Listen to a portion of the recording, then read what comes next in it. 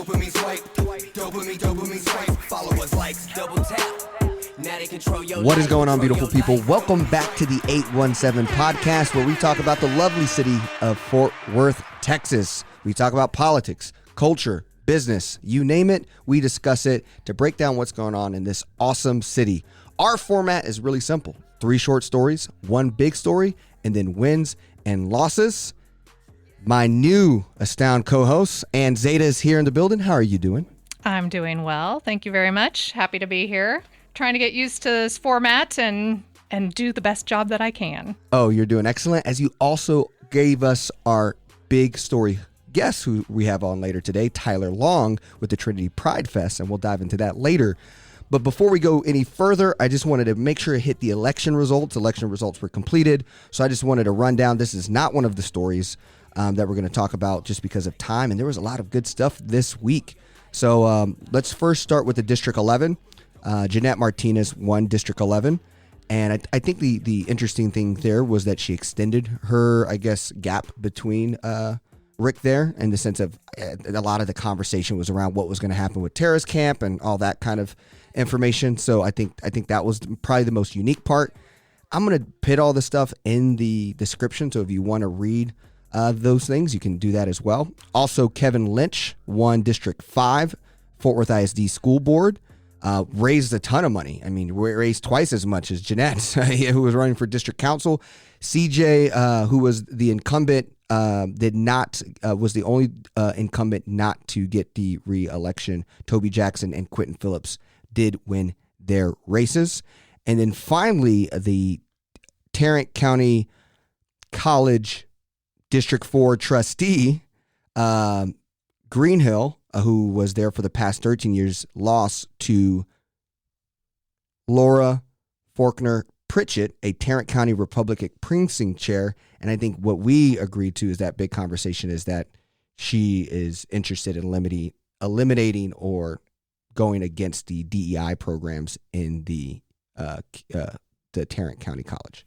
Yep, that was kind of what rose up to the top. I think there's been some state legislation that speaks to that. So I think that Tarrant County College is going to be following the law. So I'm not sure what impact that will have, but that was definitely something that was highlighted in the article. Love it. Well, we are done with elections for now. But everybody should vote in every election. Yes. I know. Poor turnout in District 11. It was like 4% or something like that. So. But something that will be getting votes by the city council is June 13th. They're looking to talk about the Fort Worth Community Arts Center. There was an article in the Star-Telegram that said Cultural District Landmark Too Old to Save, what will be Fort Worth Arts Center's fate, ? And I know you were part of this committee. I know you're part of the process. You have a quote in the story. Where do you feel like the story is giving viewers what you kind of think they need to know, but what other things can you expand on with this project and what's going on as voting's Tuesday? Yeah, it's been a really interesting process. I, for the first time, served on a task force. I've appointed people to task forces in the past, and I have gotten task force reports given to me when I was in a policy position making role. And so this was my first time serving on a task force. And that task force was made up of 16 individuals. And this article definitely touches on some of the results of the final report that we presented to the council last week on Tuesday at their work session. But I would, as I encouraged the council when we gave that report, encourage everyone to take a look at the entire report, which is available on the city's website. And EJ will put that link in the show notes as well, because that full report definitely goes into a lot more nuanced detail. While the task force did land on the redevelopment option, there was a lot of strong support for the incorporation of existing buildings that are already there in kind of an adaptive reuse type of way. And there definitely was emphasis on the current programming and organizations that do great work out of that building right now being maintained and a part of the conversation. So while the headline is a little grabby and there is some references to the fact that redevelopment could mean completely removing everything that's there and coming up with something totally new. I, as an individual task force member, am not super on board for that idea, but I think that the nuances of the entire report are important, and I would encourage folks to look into all of that. But as EJ mentioned, there is a meeting on June 13th where the City Council is going to vote to accept the report from the task force and then begin, I believe, working on a request for proposals, which will hopefully include a lot of the details that we found to be very important as expressed by the citizens when they came and spoke at a public meeting and in their responses to an online survey.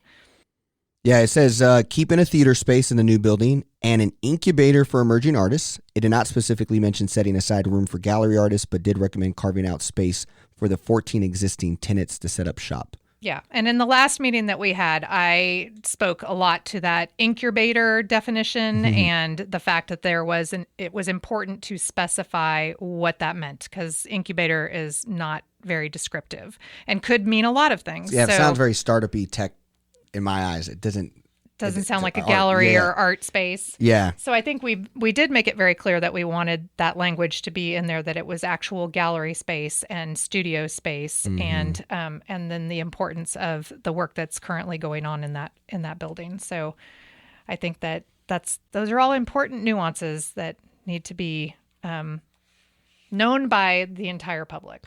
Now it says Fort Worth has only 2 publicly funded and managed art facilities. Dallas, by comparison, has 7, with an additional 12 city-owned buildings managed through public-private partnerships.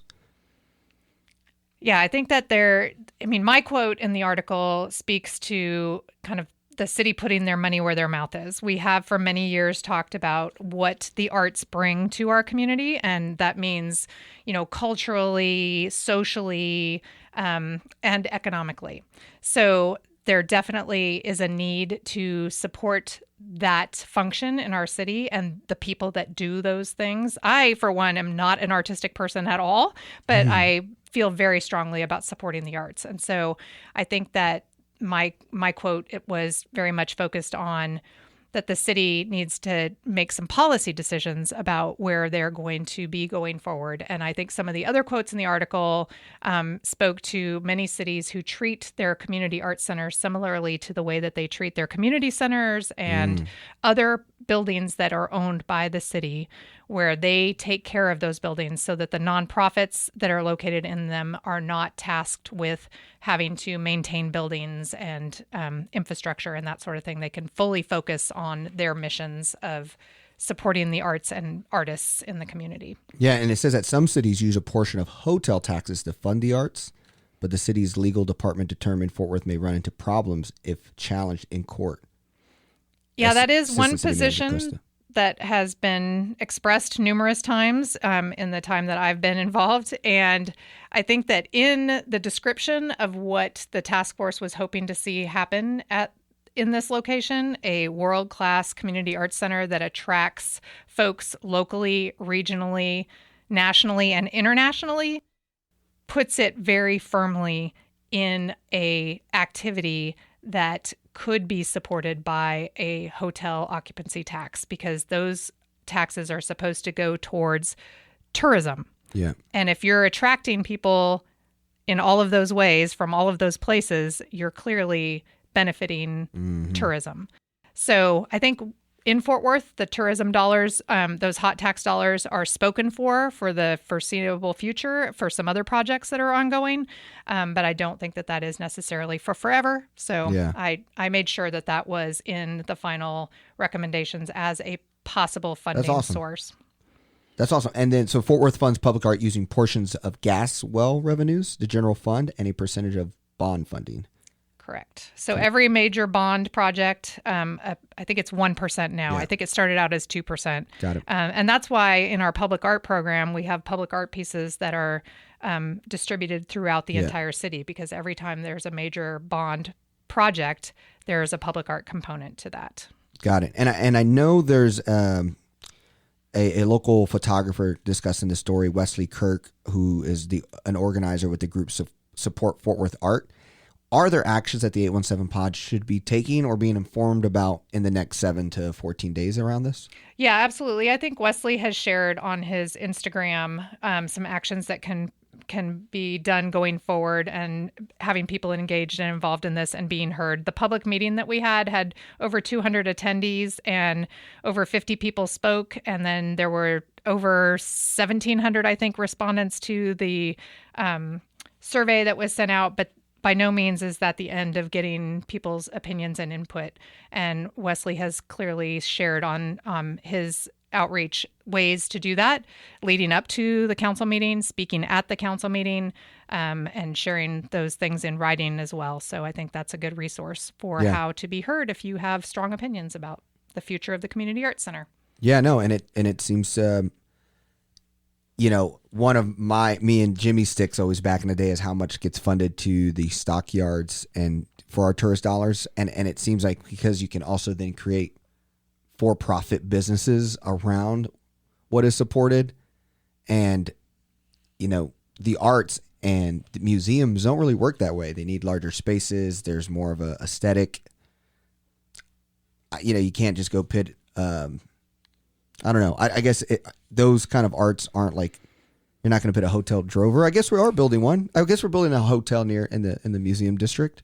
So I guess maybe by that also being a part of it. It just seems like I am surprised how much something like the stockyard stick will get support for restoring things or amplifying.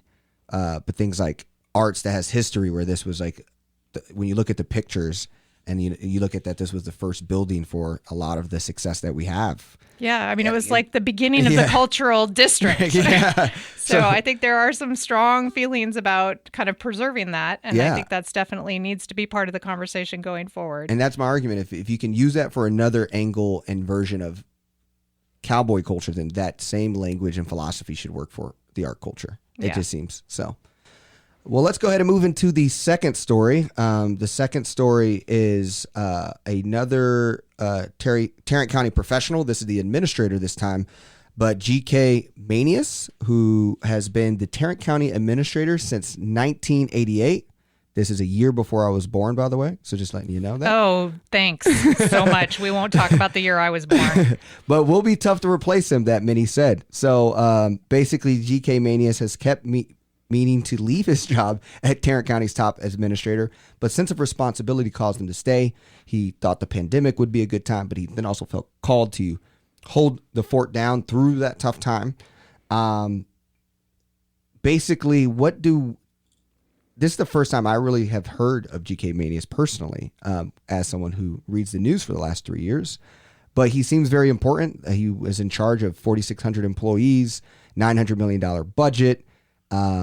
How can we understand the importance of this initiative or like this incident? What he does. Yeah, and what he does. And what a new person will do. Yeah, and how can you compare that to what we know about like how Fort Worth works? Yeah, I think what I was sharing with you was that he's kind of the city manager at the county level. So like a David Cook is the city manager of the city of Fort Worth. GK is the manager of the county.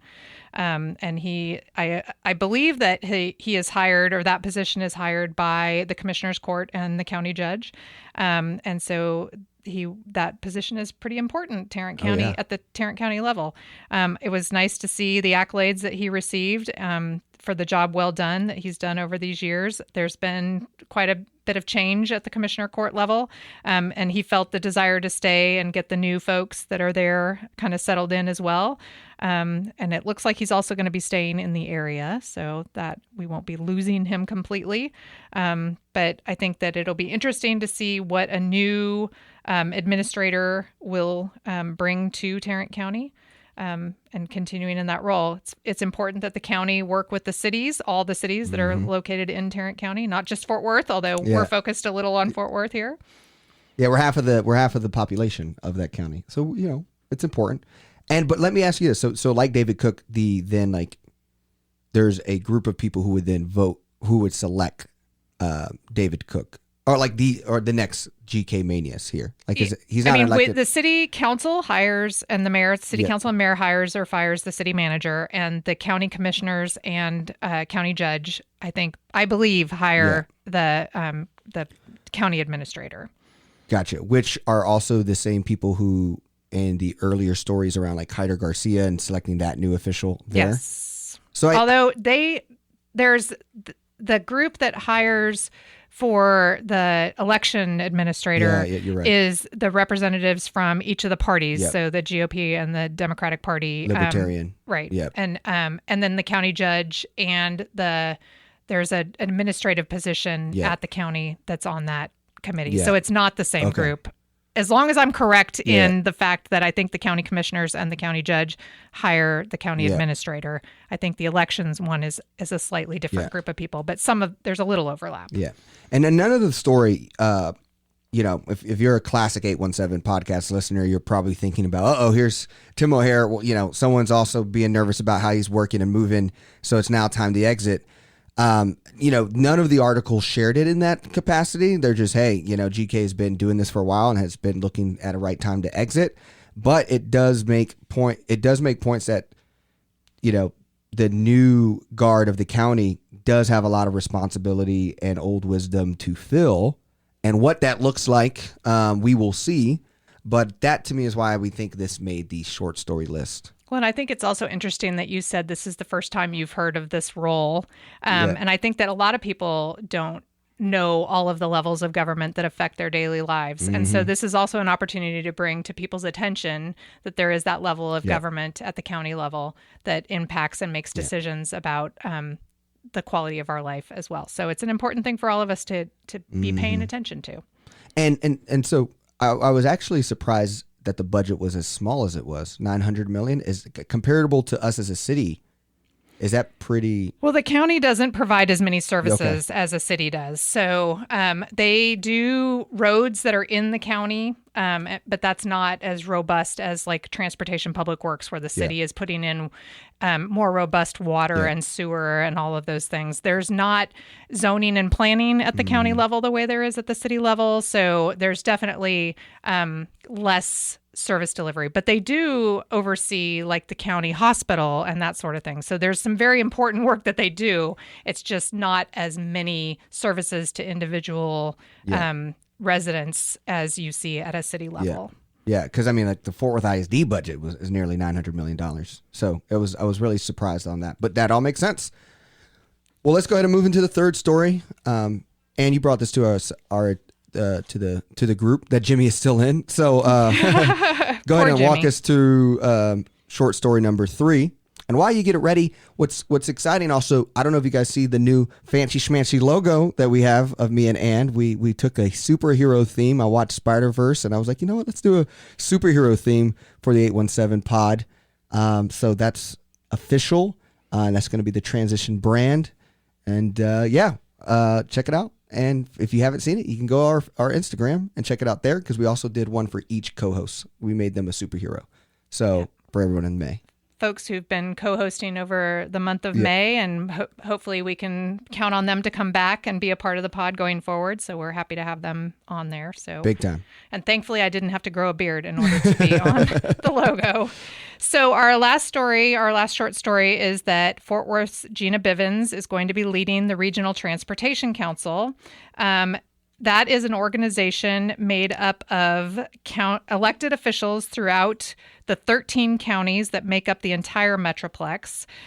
She was elected chair of the RTC, and she will lead that 45-member transportation policy making body for the next year. And the reason that I know so much about this is that I served on the Regional Transportation Council when I was on City Council, and actually was the secretary before I left that role, and might have been in this role had I stayed elected, but I am not. So, but it's good to see someone from Fort Worth in that role, because there's a lot of important transportation initiatives going on in Fort Worth. I think we touched on the East Side Transportation Plan in our last pod, and that has some funding coming from RTC. So it's good to have Councilmember Bivens in that role, making sure that projects on this side of the Metroplex have the attention and funding that they need going forward. I love it. Now, what is your initial thoughts of why like what you would like to see? I know you have experience on it. What do you think they're discussing now? What are some topics that you think they should address or you're watching them address maybe? Absolutely. Yeah. So the Regional Transportation Council, brings federal dollars to the area, and then those dollars are spent on transportation projects throughout the entire 13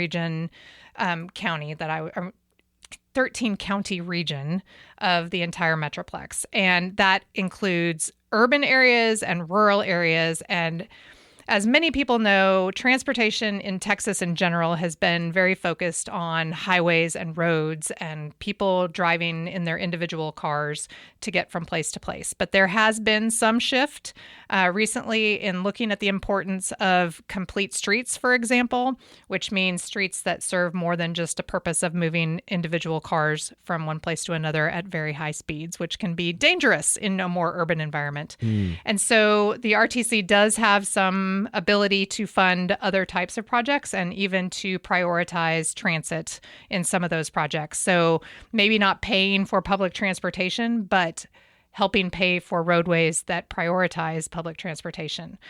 So having bike lanes and bus lanes and that sort of thing in those projects. Yeah. So I think that with the East Side Transportation Plan, that's something that they're taking a look at, prioritizing possibly a bus rapid transit along that corridor that would help revitalize the land uses along that corridor so that people can live and work and play, as us planners like to say, in close proximity and not have to get into cars and drive to all of their daily needs and uses.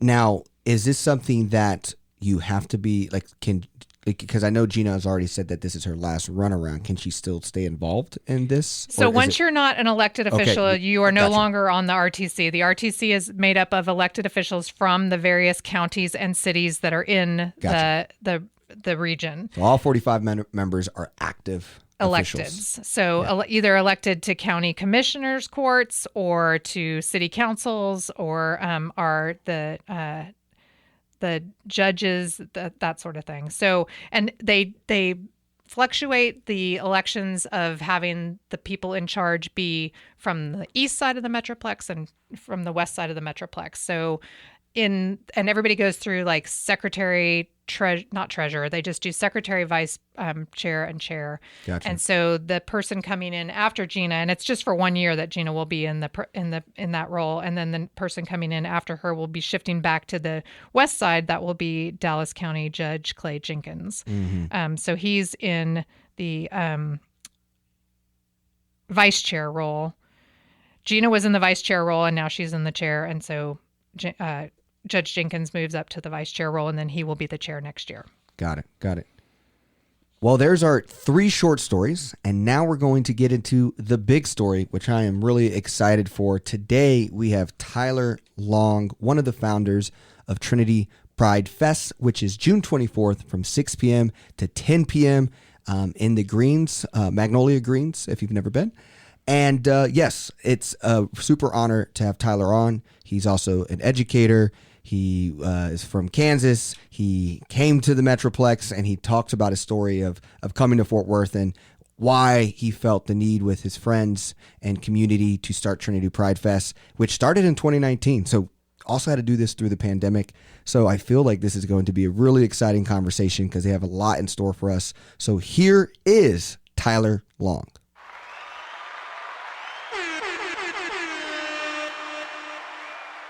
My Fort Worth story is I've been here almost 15 years now, and I'm from Kansas originally, but we moved to Mansfield when I was in middle school. My dad got a job at the General Motors plant, and we moved down here. And then I went back to Kansas for college and moved back here to Arlington when I was 21 and was trying to figure out do I want to move to Dallas? Do I want to move to Fort Worth? And within a month, I was like, oh, I'm a Fort Worth person for sure. And so the last 15 years, I've been in the service industry. Those entire 15 years, worked downtown, helped me finish college. I'm an educator in the community. I teach high school. And I am one of the founders and the president of Trinity Pride, our queer pride celebration for Fort Worth. Awesome. So tell us how Trinity Pride got started And where is it at now? I know this is a busy month and the event's also coming up. So tell us more. Yeah, so Trinity Pride, it got started out of a desire for more visibility for more of the community. You know, Fort Worth has had a queer community that has been vibrant and active for decades. We have organizations in town that have been operating for over 30 years serving the queer community. But our pride had been downtown, and it had just kind of lost connection with some of the younger kids. There were a lot of corporate sponsorships, but we didn't see a lot of reflection of some of the local queer nonprofits. And then there were a lot of young queer artists coming up that didn't really have any sort of connection to it. And so that desire within Fort Worth, but also paired with the fact that June was becoming this international phenomenon around Pride. And we traditionally had celebrated our Pride in October. Mainly due to weather, I think. Absolutely due to weather. Absolutely a little warm due to in weather. June, but regardless of the weather, that June moment was becoming this huge catalyst for awareness. And so a couple Junes, I think it was 2015 and 16, you know, I would have allies coming out of the woodwork saying, where are we going for Pride? Where do we celebrate? And we didn't have a moment to gather in June. And I'm like, we can't just let this roll off. And so in 2017, I went to my mentors and said, hey, can you help me get this off the ground? I don't care if I have to have a boombox and we get some takeout, but we are giving people a space to come celebrate Pride in June because we need it and people are looking for it. Yeah, I think there was a lot of people going to other cities and, you know, Absolutely. getting back to that, what is your Fort Worth story? To not have something in Fort Worth was a real loss for people because I think I kept seeing people going to other communities to celebrate, and that made me be sad for Fort Worth that we didn't have something big. So the last few years having that has been a great addition. Well, and I hate not having an answer for folks. I'm the first one to be like, I don't know the answer to that, but I hate it when people want to do something helpful or supportive and we don't have a lane for it.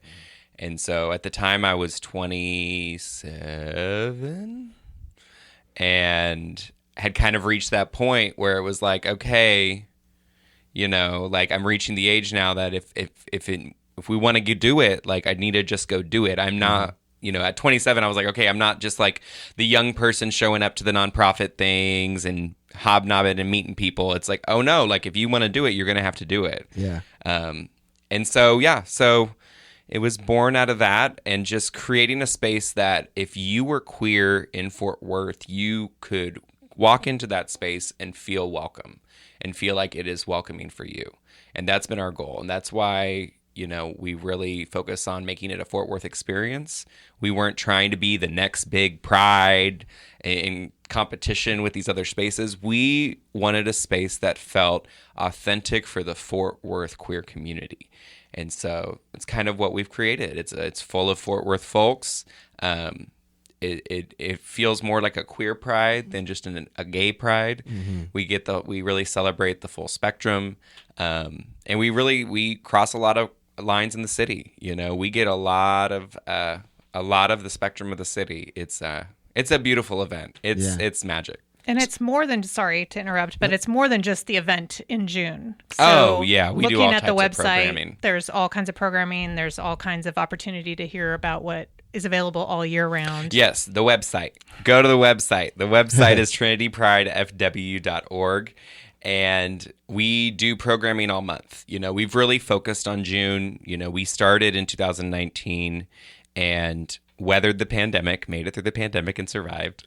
And coming back to it, we've really been focused on June, but this year we're hoping to expand to something in the last quarter at the end of the year. Awesome. But no, June is hectic. We got a calendar full of events. We do partnerships all over the city, kind of raising awareness of different safe spaces around town because you can't always see it, you know? And so spaces where queer people will see people celebrating Pride and know, oh, I can come to this space any time of the year because they support us. But then also pairing, one of my favorite things we do is pairing those coffee shops and those spaces with nonprofits in town so that then we can raise awareness for these nonprofits and introduce them to new people in the community. What how long has Trinity Pride Fest been going on? And also I'd love to know, like, Ann, your engagement or story about how long you've been a supporter of Tyler with getting to where it is today, which is June 24th, 6 p.m. to 10 p.m. at Fort Worth Magnolia Green. We'll be celebrating all day, though. We're doing Trinity Pride. We're going to have Pride partner locations across the near south side, so we can be celebrating in the air conditioning during the day while the sun is out. And then at 6 p.m., meet me at the green. That's where we are convening. That's where we are gathering. That's where the festival is, okay?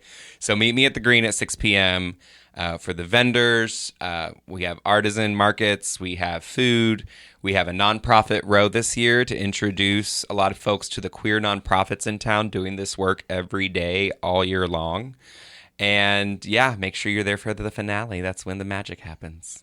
And so to your question about how I got involved in all of this as an ally, I served on the city council in the District 9 seat, and that has traditionally been a seat that has been very supportive of LGBTQ folks in the city of Fort Worth, starting before probably, but kicked off great in a big way by Joel Burns being that council member. And when I stepped into that role, I've been an ally all my life. I didn't really think of it as a thing that I intentionally did. I was raised by people who were supportive. And my very first interview as a council member was with a journalist from the Dallas Voice. So I hearken back to that interview quite often. And I got that same question of what brought you to the space of being an ally. And, I've known and loved LGBTQ people my whole life, and they are a part of my life. And I think that everybody should have a safe place to be and be able to live to their fullest degree. And so I continue to do that work. There are people in my life that are very close to me that I love very much who are part of that community. And I just want to make sure that the town that I live in continues to be a place where they are safe. And we're all learning. I mean, that's the season we're in. I think what we're seeing are people who want to keep learning and people who don't want to keep learning. And the people who want to keep learning, we say this, you said, I've been a supporter all my life, but I never really thought of it. We're all learning new things about our identity, and we're all learning new titles that maybe we can't attribute to ourselves, and how do we communicate this in a way? So, yeah, I think it's great. I would love to know, like, the educator side of, like, how do you feel the youth play into Trinity Pride or in just also Fort Worth Voice? Because you kind of mentioned that you started it because of the younger artists, so it seemed like there was this magic or energy that needed to be expressed that we weren't having in the the older event in the past. So how much does like youth voice plays in the community and advocating for the work you guys are doing? Massively. Like I said, I'm an educator, and so my heart is always with kids and queer kids, especially. It's a wild ride being a queer person in this world. You're not always born into a family that's supportive, but queer youth in general are a huge reason of why we got this going. Queer youth specifically. It's kind of like LGBTQ Saves in town. They're a queer youth group that Sharon always says, we're trying to save lives. That's what it's about. Queer kids have a higher rate of suicide risk. The suicide risk among youth is rising nationwide, but it has always been high in the queer community. And LGBTQ Saves, and there's organizations that have skills and have programs that are successful in helping these kids if people would look to them, And so kids are very essential to that. We need a space to see each other. In Fort Worth, we're already so disconnected as a queer community. We don't have a ton of spaces that are just ours. And so it's all about visibility and being able to see each other in one space. So many queer people go to this festival and they're like, I didn't even know there were this many queer people in Fort Worth. And there are.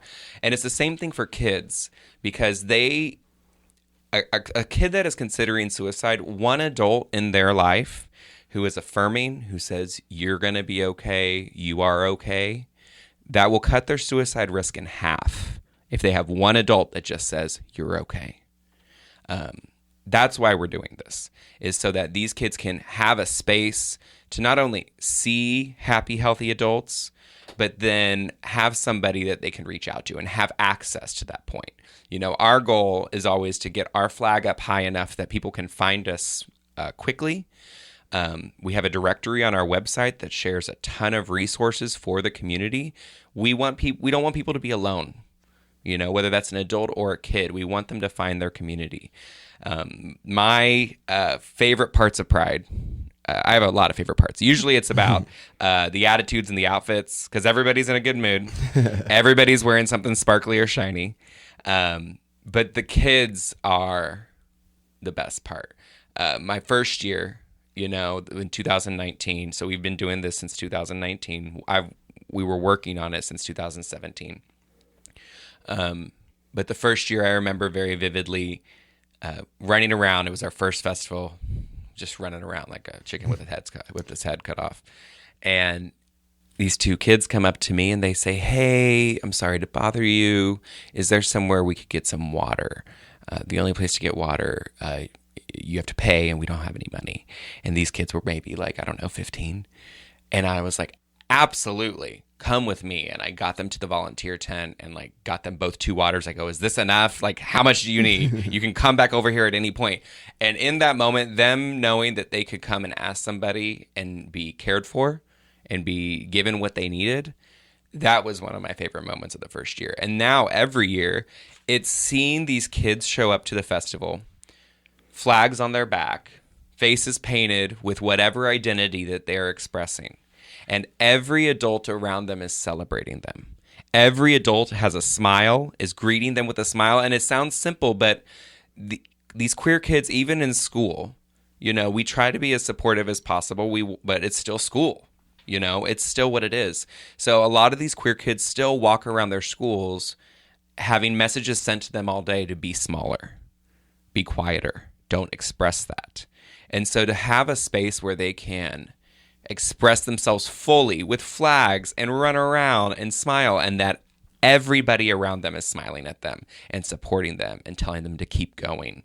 That is why we're doing this. That is center to why we are putting on this festival for this community in Fort Worth. And I've had so many experiences the last couple of weeks just in when I'm wearing a shirt that has rainbow colors on it or carrying a bag that has rainbow colors on it, that people that I don't know, just in my exchanges at retail establishments, expressing appreciation or noticing it. And I know that could be that one affirming adult for that child when they express their appreciation for me. Absolutely. Publicly having that on myself so that they can see me as a person that is a safe person to express that to. Yeah. So I don't want to get too emotional about it, but it's an emotional thing. It is. And, we talk about, we talk about rainbow capitalism and allyship and people who put that flag out there. Target is a perfect example of what not to do. Of putting that flag out there and then retracting and stepping back.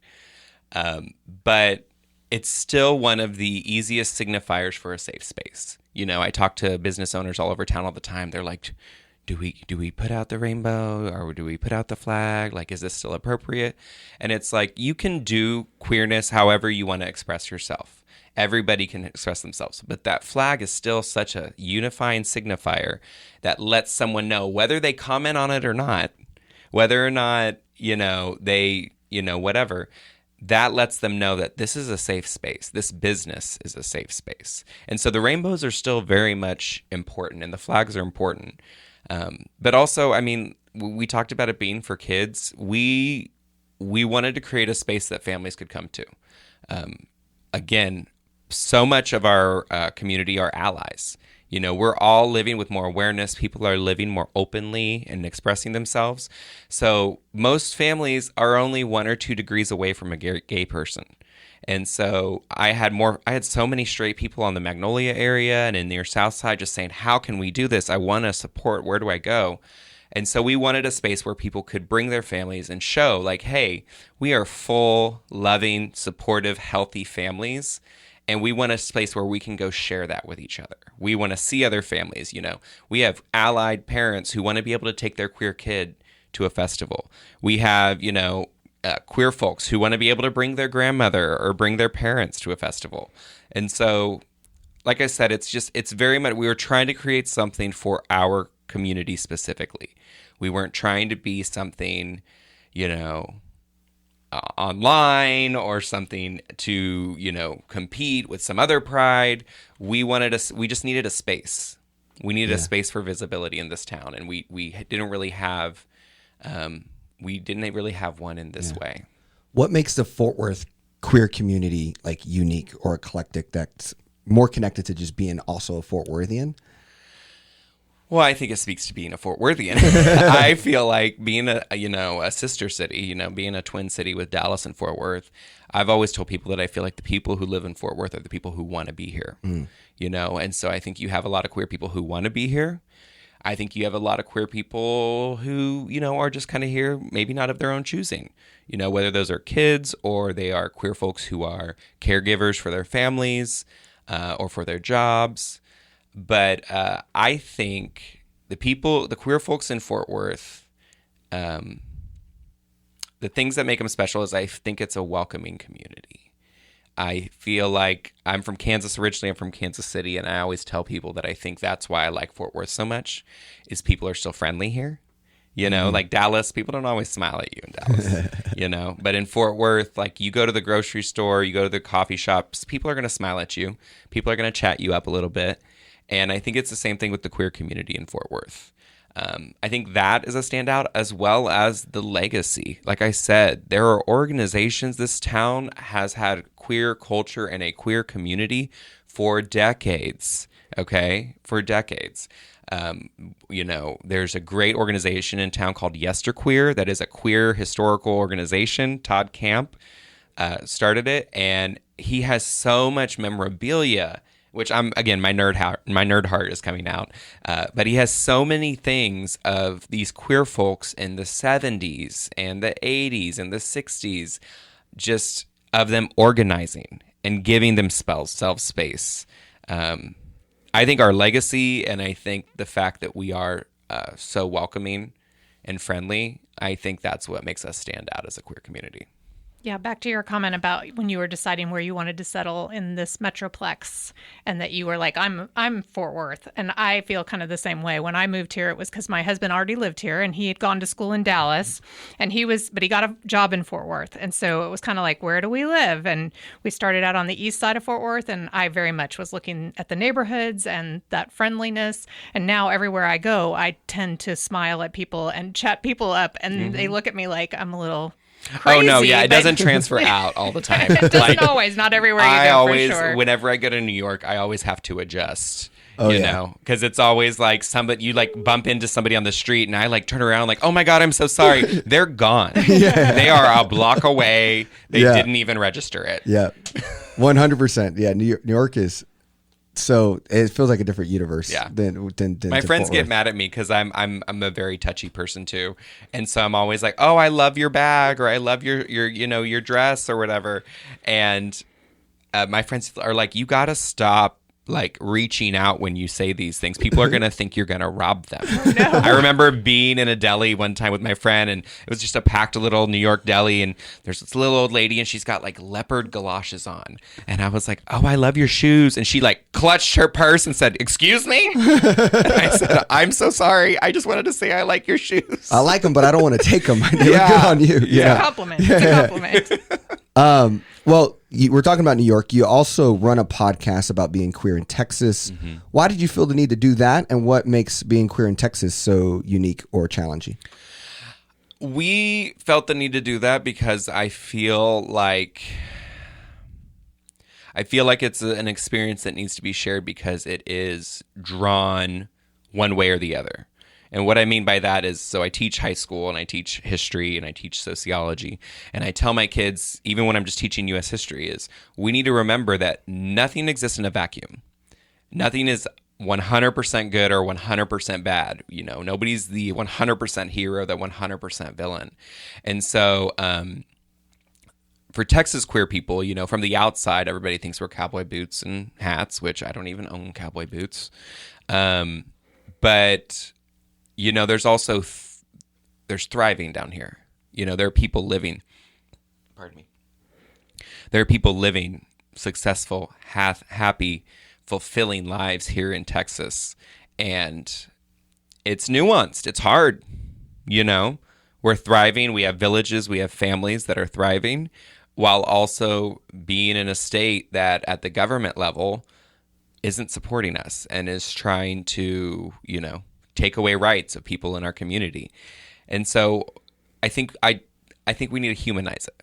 I think that's the key to a lot of this. As somebody who is from Kansas and Texas and rural and city and all these spaces, I feel like that's the disconnect. We don't have a human touch for everybody to humanize these other people.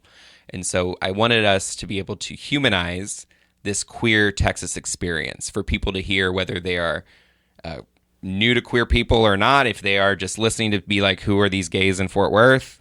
Then they can be like, oh, there's so much here. This is how I can help my cousin and get them pulled in. Or if they're queer people in Texas who just don't want to feel alone, because there's a lot of people who don't live in a metroplex in Texas and just need to be able to hear somebody and have somebody else say that thing that they're also struggling with. I feel like when we're able to it's such a relief when we're able to put names to our own emotions. And I feel like podcasting is a great way, specifically when we're talking about the queer experience and things like Texas, to be able to hear that someone else is experiencing the thing you're experiencing when you might be isolated in some small town. That's a comfort, and so that's why we're doing the podcast. That's why we love doing it. Yeah, no, that's awesome. Also, me and my friend Roger, we wanted a podcast where we could just talk about queer shit. Yeah. And everything he's sharing on the pod, we will be putting in the notes. Yesterqueer, you mentioned a LGBTQ saves. LGBTQ saves. And she mentioned Finn's Place. Yep, Finn's Place. All that will be in the show notes as well. It's really Which exciting. we didn't even get the chance to mention that Anne is on a committee. Anne is part of Trinity Pride. Of course she's on a committee. She's always on a committee. Yeah, the outreach committee, which involves going and asking businesses to put up posters and spread the word. And Yeah. I've been doing that in my neighborhood and all around the city. So I gotta give Anne her flowers because Anne shows up. I think we knew each other, but I think we kind of got to know each other better when we would see each other at the LGBTQ saves moments. Yeah. Where we would be there, and whether it was the Santa Christmas giveaway. But then Trinity Pride, Anne has come in as a sponsor, but also was like, where do you need help? How can I help? And we always like to ask people, since it's all volunteer based, it's 100% volunteer based, to help in the way they want. So we got people who are, graphic designers during the day, but they would really like to go hand out posters and talk to people about it, But then we have people who are marketing managers during the day and are like, I would like to do that for y'all because that's my lane and that's what I know how to do. And we're like, cool. And so Anne said, how can I help? I'm out and about. And I was like, well, maybe the outreach committee. You're on the move. Maybe you got a few posters and stickers in your pockets. I got posters in the back of my car still. So if you need any, Listen, I got stickers. I got stickers in my pockets. Oh my gosh. Okay, last night after Arlington Pride, we did Arlington Pride, and then we were back in Fort Worth, and we went to Liberty, and I walked in, and I didn't have stickers in my pockets, and I was like, where are the stickers? I don't feel prepared to walk into a bar without stickers anymore. I've also realized that I am at my grandfather, because my grandfather always had, we were a huge family, so it was always focused on the kids, but he always would have a sticker, or he really liked lapel pins or a pin, and he would always just be giving them to strangers. And so in the last month, having the stickers in my pocket, I guess it's not even the last month, I feel like every June I have this feeling. I very much am like, I've turned into my grandfather. I just keep a sticker in my pocket for anybody I meet. I love it. Well, Yeah. Tyler, thank you for coming on to the pod. You're always welcome back. We look forward to the event, and it's just really good hearing your testimony, your story about why you do what you do. I appreciate it. Thank you for bringing us on, and thank you for highlighting our community. So we were really fortunate to have Tyler Long join us today. Thank you, Tyler, so much for being with us. It was great to have you. I think our paths have crossed numerous times, and it's exciting to have you join us on my first podcast as the co-host without Jimmy, who we miss greatly. But now I think we're going to go into our wins and losses. And so up next are our wins and losses. We usually try to start with our losses so that we end on a positive note with a win. EJ, do you want to talk about what your loss is? Yes, I can definitely do so. Mine is the Fort Worth Mayor Maddie Parker getting pushback from the community at the city council meeting about the LGBTQ badge for the reading challenge. The loss is that she just kind of stuck to her guns. I feel personally when I watch her in moments of crisis like this, that she shuts down like this. And so I guess it's a thing that I understand that it's a challenge for her. And like she said, she was traveling and all the other jazz of like, there's so many nuances. Every action you do as a mayor is being watched. But I feel like this just should have been more prioritized and more intentional to, make her seen in her city. I know she just won an election pretty clear out and she got time, but I just felt a little bullied by that, almost maybe like she didn't care. And so I don't know. I haven't got the chance to really hang out in the community and see who else is frustrated about it, but I just thought her response could have been a little bit better. Yeah, I think that the only thing I would just add to that is that there was a positive outcome in that Councilmember Elizabeth Beck did make an announcement that she is providing an opportunity for those who choose to work towards this optional badge, that they can do that through the District 9 office, and it's open and available to everyone in the city. So that cool. Opportunity is still available if you want to check out what. That's awesome. Kudos to Elizabeth. Yep, absolutely. What is your loss? So my loss, this is going to become old and y'all are going to recognize pretty quickly that I don't like losses and that I hope that I can always turn any kind of thing that I think might possibly be a loss into a win. So I'm hoping that our story that we touched on with the Community Arts Center turns out to be a win. And I think there's absolutely time for that to happen.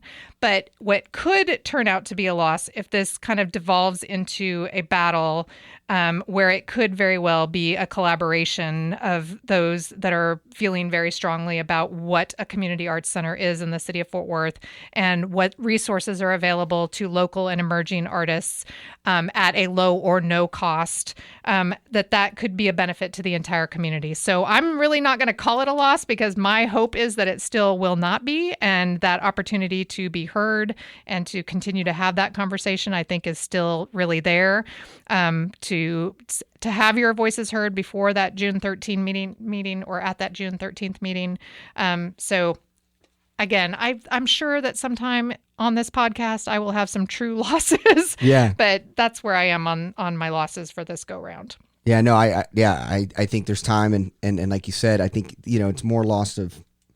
I think the work that you're trying to do and people like Wesley is just trying to get a bigger scope for people who maybe don't see the value as much as they should or prioritize it as much because like you said, it's 16 people on this team. And I think that, we put task forces in place in order to kind of hash through some challenging and difficult topics. If you look back on the task forces that have been put in place in the past, they have been done so for challenging and difficult topics. And so I don't think that they necessarily are able to alleviate all of the challenges before the policymakers make their decision. But my hope would be that we could try to figure out some of those things so that it doesn't constantly feel like people are having to fight for things. Yeah. That we can come together and be collaborative and come to consensus and agree on what can be done. But as I was reminded over and over again, when I was in elected office, you cannot necessarily please all of the people because every decision you make is going to have some people who are excited and for it and some people who are not. So I think that's what we find in life. And hopefully we can continue to collaborate and do things positively and end up in results that are beneficial to everyone. I love it. Well, moving on to wins. My win is I had the chance to do a Fort Worth Report article in their Where I Live series. To be honest, when I was asked by one of the reporters if I would write it, I didn't realize how many people viewed this section of the Fort Worth Report, but the West Meadowbrook provides peace, proximity, prosperity is the title of the article I wrote. It's in our description here. I was able to talk about the neighborhood I live in that I'm passionate about. And I think it's a really exciting time to live in Fort Worth as we grow and be able to lead in different nooks and crannies in different neighborhoods like West Meadowbrook. District 11, I think, is a cluster of neighborhoods like West Meadowbrook that are underappreciated or under committed to. And I think just to be able to be on the grassroots floor of that with a lot of my awesome neighbors and community, really just excited that, was able to be a part of helping West Meadowbrook and just talking about the great, awesome community over there. And I think that series is just really cool because most of us live in our bubble of our neighborhood.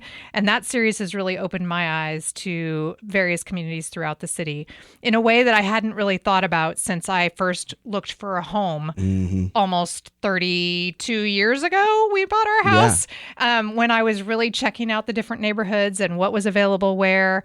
That series that the Fort Worth Report does has really been a fabulous way to learn about portions of our city that I wasn't as familiar with, and I feel like I'm pretty familiar with a big portion of our city. But I kind of had to push you to make that your win because you don't like to make things about yourself.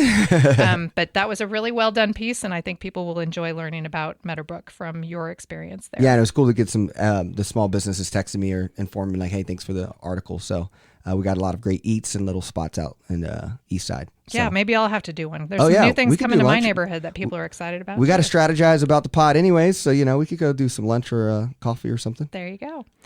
So my win, no one will be surprised that a article in the Fort Worth Star-Telegram titled Amtrak Proposes Extending Passenger Rail to Connect Fort Worth to the East Coast I would consider a win because any kind of transportation that is broadening in Fort Worth, I find to be really fabulous. But Amtrak is looking to expand with its eye on the Metroplex.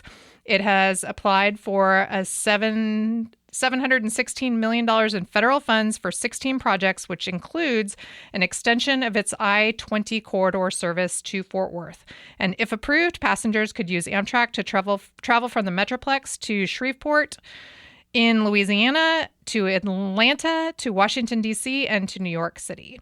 And you were pointing out, like, when you go on a train, it might take you a little bit longer. And how does that work? And I was sharing with you that I did a 10-hour train ride one time with my niece. And they have little roomettes and full-on, like, places to sleep. So even if it takes a little longer, it's quite an adventure. Yeah, 345 miles. Gap is just the gap. You were saying it could take, like, 2 to 3 days, possibly, to make the hike? Yeah, I don't know. It was a response that I got from somebody when I shared it. They were like, oh, well, it'll only take this long to get there. But I think that this, to me, is all about multimodal options. So I think that to have more multimodal options is better. Yeah. Not everybody wants to fly or can fly. Not all of these places have major connecting airports to them. So I think that having the option of taking transit that is on rails is a good option to continue to have. Yeah, that's super awesome. That would be really, really cool. Well, guys, this is the end of the podcast. It has been a great start. I'm really excited of the new chapter, the new brand. Anne has already put her influence and just communicating. And so it's just been cool with the new nuances. Tyler was great. I'm looking forward to being there on June 24th. So I'm sure I'll see you there. Absolutely. And so I'm just really excited for where the pod's going. And I can't wait to just kind of see where it's going with all of our co-hosts. We'll be able to jump back on. We're going to do also where I'm going to see you is at the Thursday, like Juneteenth Museum. They're hosting a speaker. Brian, is it Brian Stevenson from ACLU or something like that? But they're hosting, I should know his name and I've seen his TED Talk and all the other stuff, but they're hosting him at, I think, Trimble or one of the schools. But I say all of this because the new Juneteenth CEO will be joining us next week for Juneteenth, as the show will come out on that Monday, the 19th. Absolutely. So please share with a friend. Please subscribe.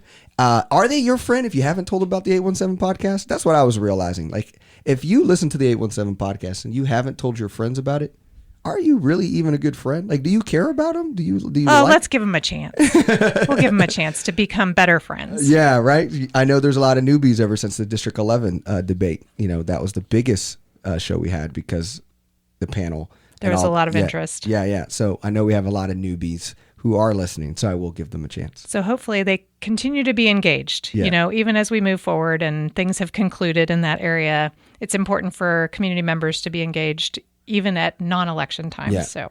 And it's about to get really hot. I don't know if you guys know this, but we do this in a studio with like no AC on, with all black walls. And I'm now like having to figure out what we're going to do here in June and July and August because it's nice and toasty in this room. It sure is a little bit warm. But you guys have a good one, and we'll see you next week. All right. See you later. Follow us, likes, double tap. Now they control your life, control your life. Dopamine swipe, dopamine swipe. Follow us like double tap.